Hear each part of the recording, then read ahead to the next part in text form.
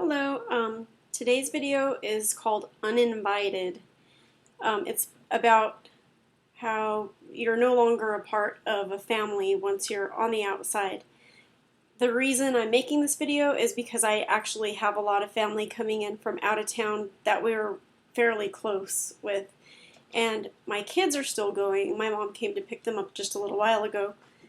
But, of course, I'm uninvited. So, I guess the reason it's really a thorn in my side is because I happen to have an uncle who was the recipient of the prisoner program. He's been out of jail just for a little while now, and they've been grooming him. He's been giving talks, and so everyone's super proud of him. My parents will change their meeting night to go see him give his first talk, things like that. But this is a guy that, to me, in my opinion, just figured out that he's going to get more of what he wants if he plays along. I mean, he used to beat the crap out of my grandma,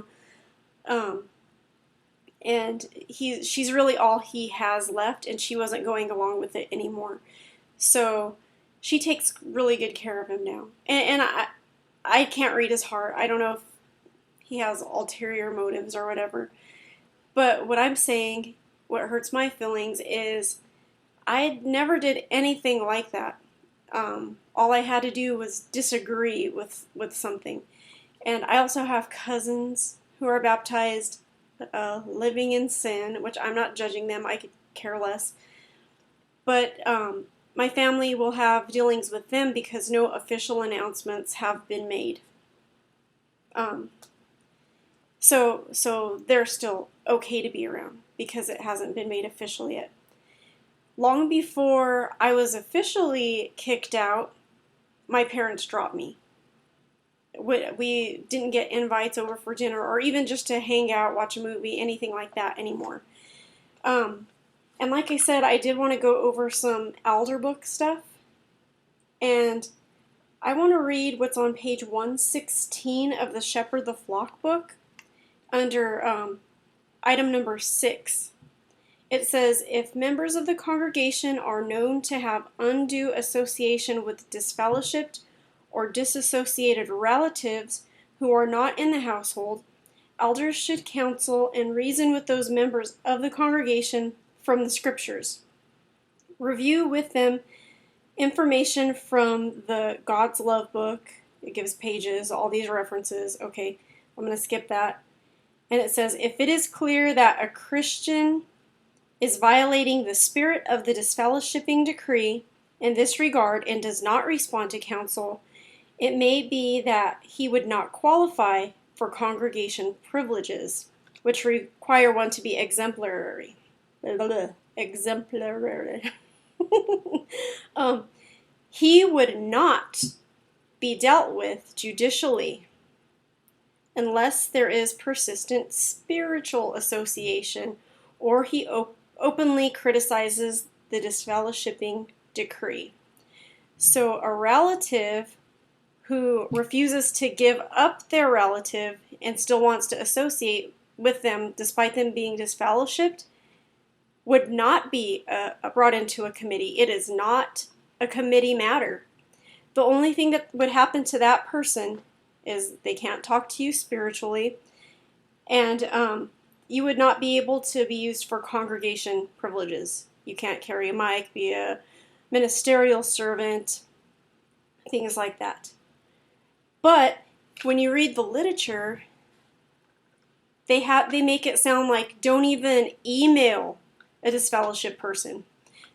After all of this happened, I went to my father and I told him I was fine just to have a relationship with you. I wanted to be able just to ask how your day was, just be there for each other without talking about religion at all. I mean, I know making these videos, it's something that is obviously on my mind, but that's the last thing in the world I want to do is talk to my parents about religion at all. But I would just like to be a part of their life. And I think that it's very deceptive on the part of the society that this book is given to elders. They know they can't disfellowship you for hanging around with your relatives that are disfellowshipped, but they don't make it sound that way. They make it sound like you're betraying the organization. So, I mean, some of the advice that I would have for anyone that wants to fade, keep it very vague. I would say play the weak card. I'm the kind of person that I wear my feelings on my sleeve. If you want to know what I'm thinking, I will just tell you about it. I don't like to play games. So when I was leaving, I wanted my parents to actually know where I was coming from. And I thought I was taking the honest approach with all my friends and family. But looking back on it now, I probably would, first of all, have my cards switched to another congregation and just not say anything to anyone. If they ask, just, I'm busy, have other things to do. Just play the weak card. And that's if you want to avoid any sort of judicial action. Now, I will say this. There is a certain freedom with being just kicked out. I mean, I lost a lot, but I can't help that now. But now I don't care if I run into anybody. I like to go to beer festivals, things like that. Oh, and I see lots of witnesses there. But you don't have to worry about someone reporting on you. I mean, I could take my cell phone along and snap all the drunken pictures of them that I want to now and not worry about any repercussions.